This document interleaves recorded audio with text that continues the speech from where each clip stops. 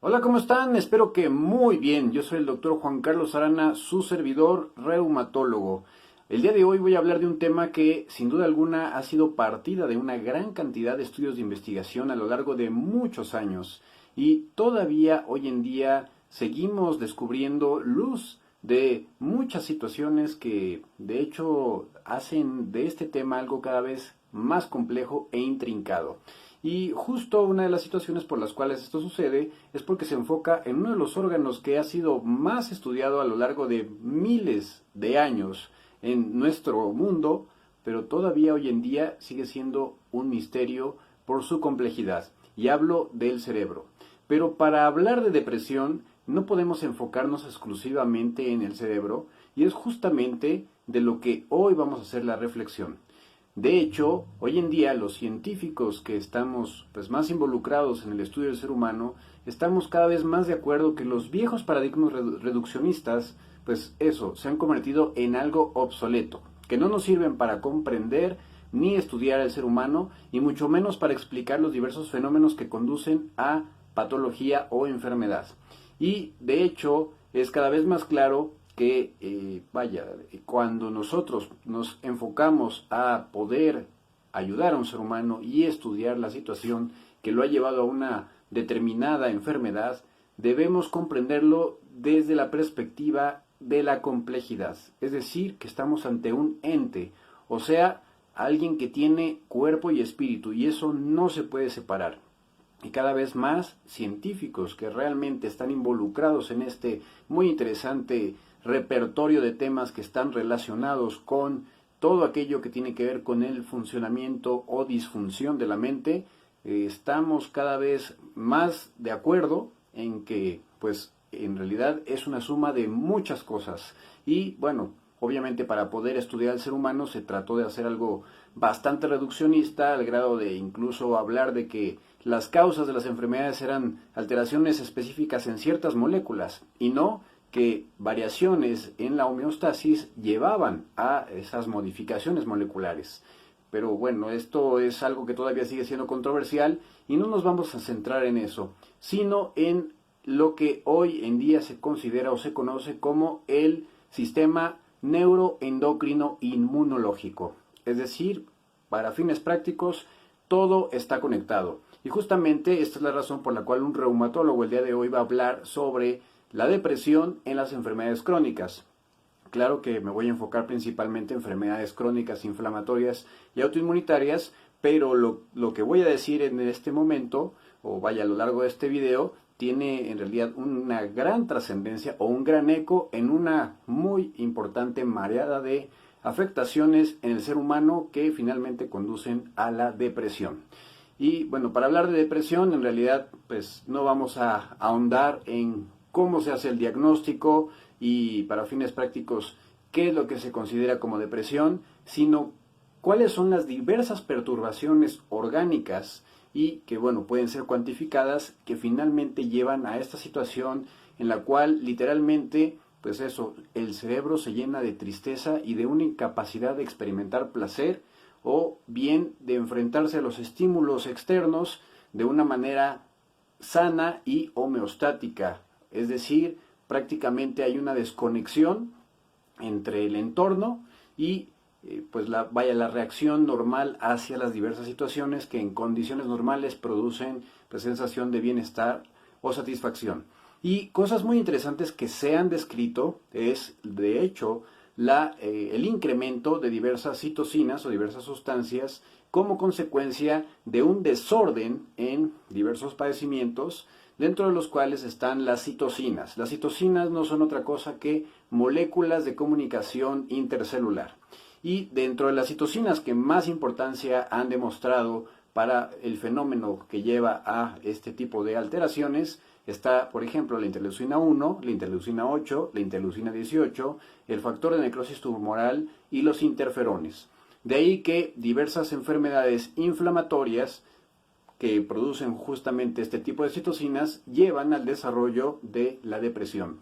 Ahora aquí es donde viene la interesante pregunta. ¿La depresión es una causa o es un efecto? Y pues de hecho no es tan sencillo así como simplemente dicotomizar las cosas y decir sí o no, porque en pacientes es de hecho una causa la depresión de su enfermedad y en otros es una reacción a su enfermedad, lo cual lo vuelve mucho más complejo, pero también pues tiene una gran repercusión a la hora de hacer el diagnóstico y desde luego en establecer el tratamiento más adecuado, porque un paciente cuya depresión tiene un origen orgánico, como por ejemplo en el caso del lupus eritematoso sistémico o incluso en otro tipo de enfermedades relacionadas a esta, como puede ser enfermedad mixta de tejido conectivo o incluso del síndrome de anticuerpo antifosfolípido, pues en realidad hay diversos fenómenos que conducen a alteraciones orgánicas en diversas células del cerebro, entre ellos, por ejemplo, el endotelio, que son estas células que recubren los vasos sanguíneos en su parte interna, que interactúan con las neuronas, los astrocitos e incluso la microglía, que es un muy importante componente que tiene un efecto modulador dentro del cerebro. De hecho, una de las principales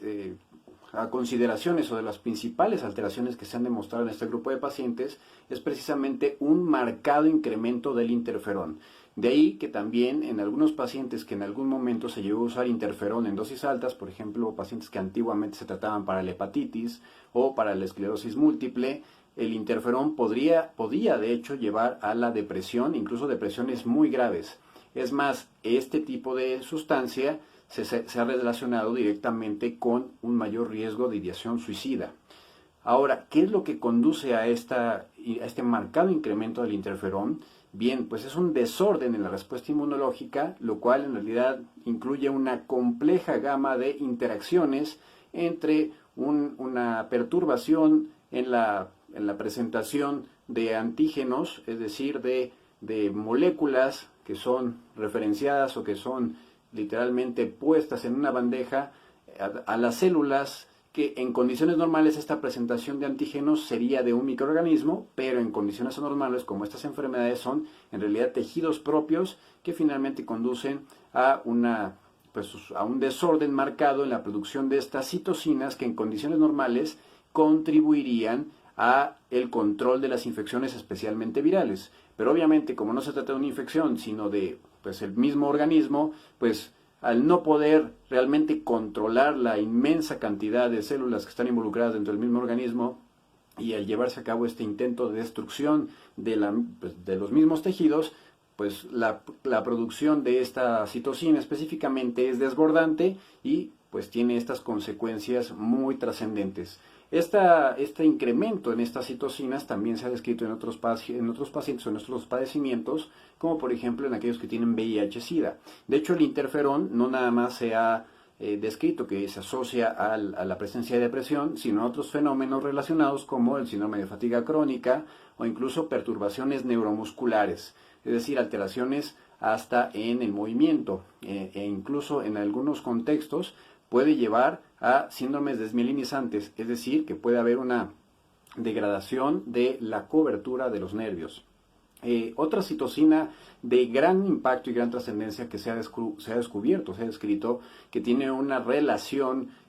con la depresión, incluso depresiones idiopáticas, es decir, depresiones en las cuales no hay aparentemente una causa de fondo, es decir, una enfermedad inflamatoria conocida, es la interleucina 6. De hecho, hoy en día existen terapias que están dirigidas a bloquear esta citocina y pues algo muy interesante es que esta citocina tiene una gran cantidad de funciones en el organismo, desde estar relacionada con la producción de proteínas, como por ejemplo el complemento, disminución de la síntesis de albúmina, aumento de la síntesis de fibrinógeno y modificaciones en el funcionamiento de ciertas células como las plaquetas, los linfocitos B, etc. Algo bien interesante es que pacientes que tienen especialmente formas muy agresivas de depresión se han descrito niveles especialmente elevados de esta citocina y hasta ahora hay algunos estudios que sugieren que el uso de biológico, es decir, una molécula, un anticuerpo que se une contra esta citocina y la degrada, la destruye, la desaparece, puede llegar a tener un efecto muy positivo.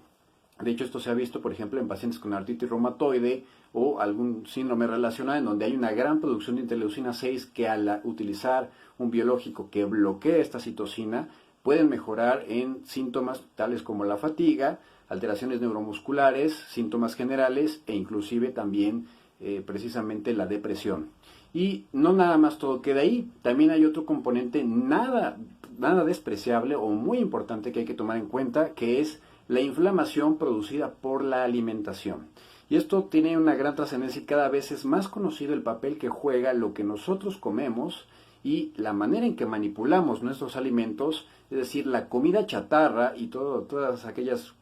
cosas cochinadas, vaya, que consumimos en la calle, que tienen una alta concentración de ácidos grasos saturados y también, por supuesto, de lípidos que favorecen la hiperoxidación de las membranas, pues llevan a la producción de prostanoides, especialmente la prostaglandina E2, la cual se ha vinculado claramente con el desarrollo de alteraciones neuropsiquiátricas, principalmente depresión. De tal manera que aquellas personas que son obesas y que tienen una muy mala alimentación son especialmente propensas al desarrollo de depresión.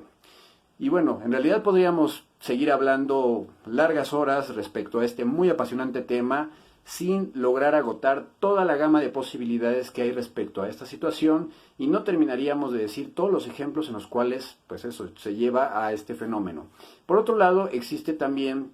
como consecuencia de la inflamación crónica la afectación de los vasos sanguíneos que lleva a repercusiones en los vasos, en los mismos vasos, sobre todo en el cerebro, disminuyendo su flujo y produciendo alteraciones del funcionamiento neuronal que finalmente llevan a otra forma de depresión orgánica que se llama depresión de origen neurovascular. Y pues también está la otra parte o la otra cara de la moneda, que son los neurotransmisores neuromoduladores que pueden aumentar o disminuir según la situación de cada individuo. En algunos pacientes pues se han descrito sobre todo perturbaciones en el sistema límbico, principalmente alteraciones en los niveles de noradrenalina y en otras zonas del cerebro, sobre todo en el tronco encefálico, como son la de serotonina y en la corteza cerebral, que pues tiene un efecto neuromodulador y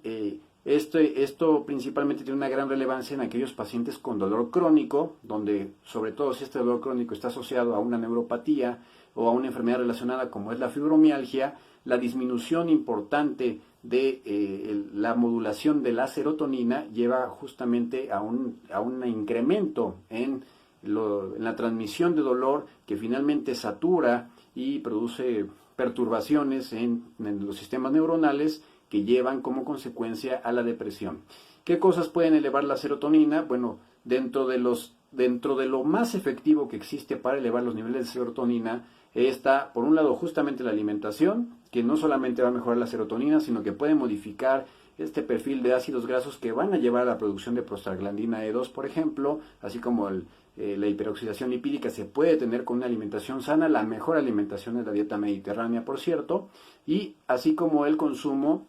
de verduras frescas, verdes, claras, sobre todo la lechuga, que es rica en triptófano, y el triptófano es justamente el precursor de serotonina. Pero especialmente importante como estímulo es el ejercicio. El ejercicio no nada más se trata de un tema de vanidad, sino que realmente es la terapia más efectiva para muchísimos padecimientos, no solamente porque mejora la función, la fuerza, el dinamismo, la estructura incluso y la composición de los diversos tejidos como el hueso, el músculo, los ligamentos. Obviamente cuando es un ejercicio que es hecho correctamente con especialistas que supervisen, fisioterapeutas, rehabilitadores o entrenadores que realmente tengan conocimiento y seguimiento adecuado del paciente. Por un lado, el ejercicio aumenta los niveles de serotonina de forma directa y claramente vinculada al tipo de ejercicio, especialmente el aeróbico regular. Por ejemplo, el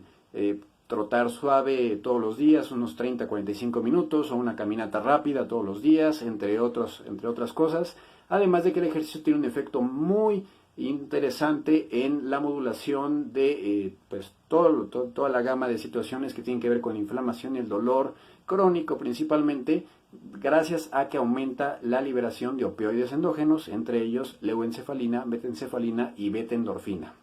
Y bueno, en conclusión, como ven, la depresión puede ser de hecho una situación que es llevada por una enfermedad. O sea, tiene una base orgánica y una enfermedad crónica, habitualmente autoinmune o que lleva al dolor crónico puede producir como consecuencia depresión. Así que hay que tener mucho cuidado a la hora de etiquetar a las personas y hacerles creer que la depresión puede ser su culpa o incluso simplemente se trata de una especie de capricho o de reacción. Es mucho más complicado que eso. Y por favor, si tienen alguna duda, déjenmela saber, estoy para servirles. Esto es todo por ahora, hasta la próxima.